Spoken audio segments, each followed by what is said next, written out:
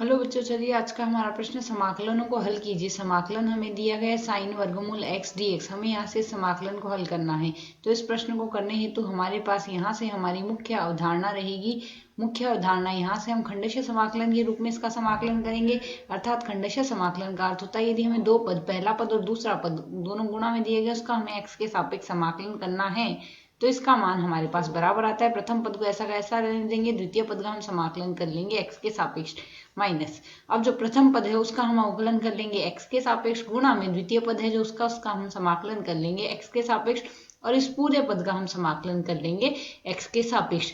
और साथ ही जब हमें यहाँ से प्रथम व द्वितीय पद मानने हो पद में, तो हम यहाँ से आइलेट का सूत्र काम में लेते हैं। आइलेट का सूत्र हमें कहता है आई का अर्थात प्रतिलोम फलन, एल का अर्थ लॉग का फलन, ए का अर्थ अर्थमेटिक फलन अर्थात x की घात n में फलन होंगे, टी में त्रिकोणमितीय फलन और ई में एक्सपोनेंशियल फलन ई की घात के रूप में फलन। तो यदि अब हम यहाँ से सबसे पहले पद देखें, हमें पद दिया गया समाकलन साइन वर्गमूल x dx का।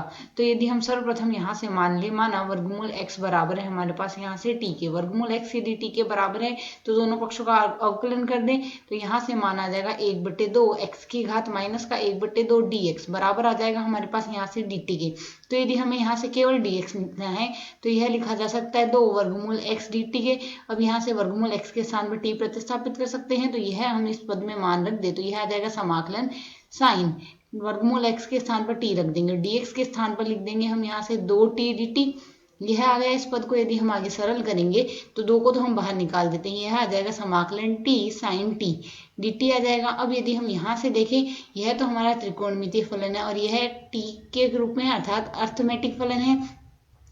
तो यदि हम यहाँ से देखें, इस पद को तो हम प्रथम पद मानेंगे और इस पद को हम द्वितीय पद मानेंगे आइलेट के सूत्र के अनुसार। तो यदि हम यहाँ से देखें, सूत्र के अनुसार काम करें 2 गुणा में, यहाँ से पहले पद को ऐसा कैसा रहने देंगे, द्वितीय पद का हम यहाँ पर समाकलन कर देंगे टी के सापेक्ष माइनस। अब यहाँ से प्रथम पद का हम अवकलन करेंगे टी के सापेक्ष, गुणा में समाकलन करेंगे द्वितीय पद का टी के सापेक्ष, और इस पूरे पद का अब हमने समाकलन करना है यहाँ पर टी के सापेक्ष, यही आएगा। अब इसे यदि हम आगे और सरल करें तो मान क्या आ जाएगा 2 टी, 2 गुना टी साइन टी का समाकलन होगा हमारे पास माइनस का कोस टी, और माइनस में यहाँ से समाकलन साइन टी का अवकलन टी के सापेक्ष करेंगे 1 आएगा, और साइन टी का समाकलन आता है हमारे पास यहाँ से माइनस का कोस टी। अब ये साथ ही लगा देंगे हम यहाँ से dt। इस पद को हम पुनः सरल कर लें, यह मान आ जाएगा 2 गुणा में माइनस में टी कोस टी आएगा और माइनस माइनस प्लस हो जाएगा, और कोस टी का समाकलन हमारे पास लिखा जाता है साइन टी प्लस समाकलन स्थिरांक लगा देंगे c। यह आ जाएगा हमें यहाँ से दिए गए पद का x के सापेक्ष समाकलन आना है। तो यदि हम यहाँ से देखें यह t के सापेक्ष आया है, तो अब t का मान पुनः प्रतिस्थापित कर दे तो 2 गुणा साइन, यहाँ से t आया है t के स्थान पर हम वापस प्रतिस्थापित कर देंगे वर्गमूल x माइनस वर्गमूल x गुणा में कोस वर्गमूल x आ गया, प्लस आ जाएगा समाकलन c। यह आ जाएगा हमें यहाँ से दिए गए प्रश्न का हल। आशा है समझ आया। धन्यवाद।